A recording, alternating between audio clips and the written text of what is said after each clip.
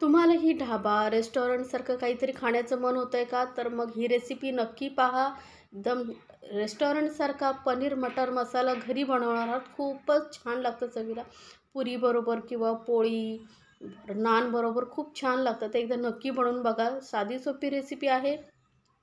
अगदी मी तुम्हाला जेवढं घरातलं साहित्य असतं त्यापासून हे पनीर मटर मसाला कसं बनवायचं ते सांगितलेलं आहे. तर एकदा नक्की बनवा आणि मला कमेंट्समध्ये जरूर सांगा तुम्हाला ही रेसिपी कशी वाटली. तर सुरुवात करूया आपण. तर त्यासाठी बघा, प्रथम आपल्याला लागणार आहे ते टोमॅटो. मस्त असे लाल लाल टोमॅटो घ्यायचे, ज्यामुळे कलर खूप छान येतो. तर 2 टोमॅटो घेतलेले आहेत मोठ्या साईजचे, मी असे छोटे पीसेसमध्ये कट करून घेतलेले आहेत. आता हे टोमॅटो आपण मिक्सर जारमध्ये घालून घेऊया. त्यानंतर इथे आपण घालणार आहोत 5 ते 6 लसणाच्या पाकळ्या घाला. 1 इंच आल्याचे तुकडे करून घेतलेले आहेत. सोबतच ना मी इथे काजू घेतलेले आहेत. थोडा वेळ भिजवून ठेवल्या होत्या. यामुळे काय होतं, 8 ते 10 काजू घेतल्या की ग्रेव्हीला छान टेस्ट येते आणि मस्त असं दाटसरपणाही येतो, रिच टेस्ट येते. त्यामुळे काजू नक्की घालून बघा. काजू नसेल तर मग ते मेलन सीड्स असतात, मगज बिया, त्याही तुम्ही घालू शकता भिजून, किंवा अर्ध्या-अर्ध्या दोन्हीचाही वापर करू शकता. हा तर एकदम बारीक आपण वाटून घेतलेला आहे.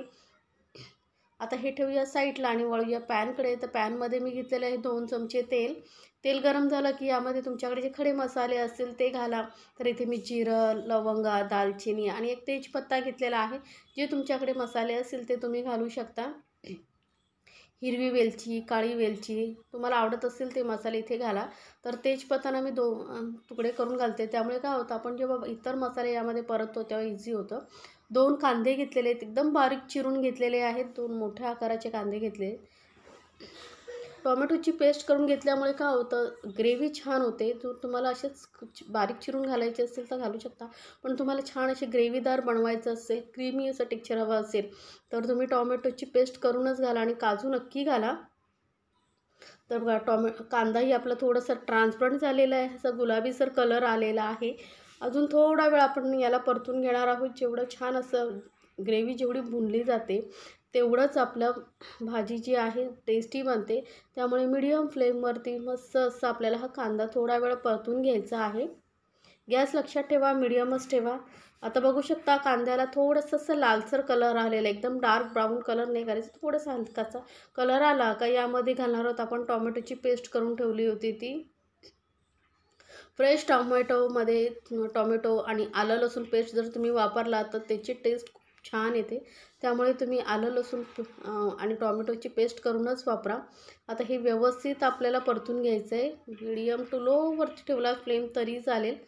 तर जेवढं व्यवस्थित तुम्ही सांगितलं ना, जेवढं व्यवस्थित तुम्ही ही ग्रेव्ही परताल, छान अशी भाजून घ्याल, तेवढंच आपली भाजी चविष्ट होते. त्यामुळे घाई अजिबात करायची नाही आहे. आता हे व्यवस्थित मिक्स करून घेतलेलं आहे सर्व साहित्य. होऊ शकतं साईडने असं थोडं थोडं तेल सुट्टं आहे. आता यामध्ये आपण काही मसाले ॲड करूया. तर सर्वप्रथम मी इथे घालते 1 चमचा धने पावडर, 1 चमचा लाल मिरची पावडर घालते. तर तुम्हाला तिखट किती हवं आहे त्यानुसार तुम्ही लाल मिरची पावडरचं प्रमाण कमी जास्त करू शकता. अर्धा किंवा पाव चमचा एवढी हळद घालायची. हळद जास्त घालू नका. 1 चमचा कसुरी मेथी घेतलेली, हातावरती अशी चुरून घालायची. त्यामुळे काय होतं, त्याचा फ्लेवर छान असा उठून येतो हातावरती क्रश करून घातल्यामुळे. आणि कसुरी मेथी नक्की घाला. कसुरी मेथीमुळे बघा खूप फरक पडतो ग्रेव्हीमध्ये. आता हे सर्व मसालेही आपल्याला छान असे परतून घ्यायचे. जास्त मसाल्यांची गरज नाही आहे. अगदी साधी सोप्या मसाल्यांमध्ये ही ग्रेव्ही खूपच छान होते.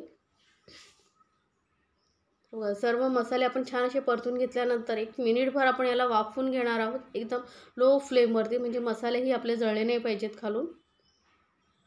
तर मसाले आपले छान असे परतले गेले. साईडने बघू शकता तेल सुटलेलं आहे. आणि ही ग्रेव्ही बनवण्यासाठी, भाजी बनवण्यासाठी तुम्ही एखादी जाडबुडाची कढई घेऊ शकता किंवा मग नॉनस्टिक पॅनचा वापर करा. पातळ अशी कढई घेऊ नका, नाही तर हे मसाले खाली लागू शकतात. आता यामध्ये आपण घालतोय मटार. तर मटारचं प्रमाण तुम्ही तुमच्या आवडीनुसार कमी जास्त करू शकता. मी 1 छोटी वाटी घेतलेली आहे. आता मटार मस्त असे फ्रेश मटारची टेस्ट खूप छान येते. तुम्हाला फ्रेश मटार नाही मिळाले तर फ्रोझन मटार घालू शकता. पण आता मार्केटमध्ये भरपूर प्रमाणात फ्रेश मटार आहेत, त्यामुळे मी फ्रेश मटारचा वापर केलेला आहे. मटार घालून आपण थोडा वेळ मिक्स करून घेतलेलं आहे. आता इथे ग्रेव्हीसाठी आपल्याला घालायचं आहे गरम पाणी. थंड पाणी वापरू नका. गरम पाणीच वापरा. चांगलं असं उकळी येईपर्यंत पाणी गरम करून घ्यायचं आणि ते वापरायचं आहे. आता थोडा वेळ आपण हे मटार शिजवून घेणार आहोत. मटार पटकन शिजले जातात, त्यामुळे जास्त शिजवायची गरज नाही आहे.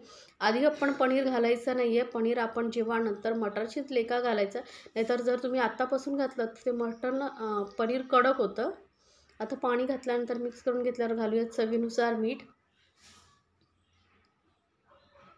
तर परत व्यवस्थित मिक्स करून घ्यायचं आहे. आता तुम्हाला किती दाटसर ग्रेव्ही हवी आहे त्यानुसार पाणी ॲडजस्ट करा. लागलं तर आपण नंतर घालू शकतो थोडं, पण आधी जास्त पाणी घालू नका. याला कवर करून आपण 5 मिनटं शिजू देऊया. तर बघू शकता मस्त अशी ग्रेव्ही, छान अशी मटार ही सॉफ्ट थोडे झालेले आहेत. ग्रेव्ही छान अशी दाटसर झालेली आहे आणि थंड झाल्यानंतर ही ग्रेव्ही अजून थोडी दाटसर होते, त्यामुळे एकदमच घट्ट करू नका. आता यामध्ये घालूया पनीर. तर पनीरचे असे मोठे मोठे पीसेस मी करून घेतलेले आहेत.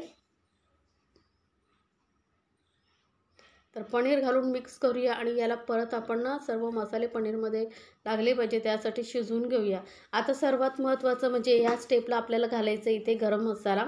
तर गरम मसाला सुरुवातीला घालायचा नाही, आता म्हणजे थोडं अर्धी ग्रेव्ही शिजलीच की घालायचं. म्हणजे काय होतं, गरम मसाल्याचा फ्लेवर खूप छान येतो. वरून थोडीशी कोथिंबीर घालूया आणि इथे बटर घालते मी 1 चमचा. यामुळे काय होतं, टेस्ट खूप छान लागते आपल्या मटार मसाल्याला. तर बटर घालून व्यवस्थित मिक्स करून घेऊया. तर या पद्धतीने नक्की एकदा पनीर मटार मसाला बनवून बघा. खूपच छान लागतो. मला तर खूप आवडतो. पोळीबरोबर किंवा पुरीबरोबर अप्रतिम लागतो. बाहेरून जाऊन हॉटेलमधलं खाण्यापेक्षा घरी बनवलेलं कधीही योग्यच असतं. आता याला कवर करून फक्त 2 मिनटं आपण शिजवू देऊया, जास्त नाही. फक्त 2 मिनटं बघा इथे मी शिजवलेलं आहे. मस्त अशी ग्रेव्हीचा कलर बघू शकता किती छान आलेला आहे.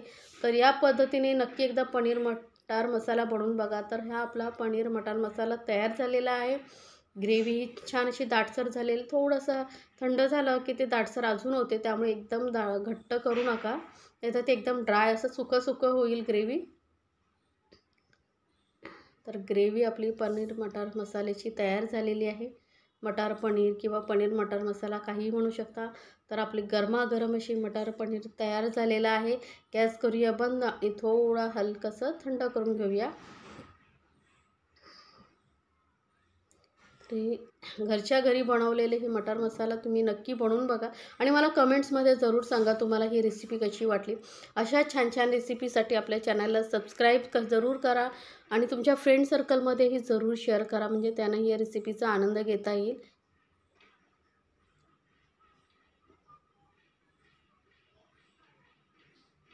तर रेसिपी तुम्हाला कशी वाटली मला कमेंट्स करून जरूर सांगा. घरच्या घरी आपण बनवलेला आहे मटार पनीर मसाला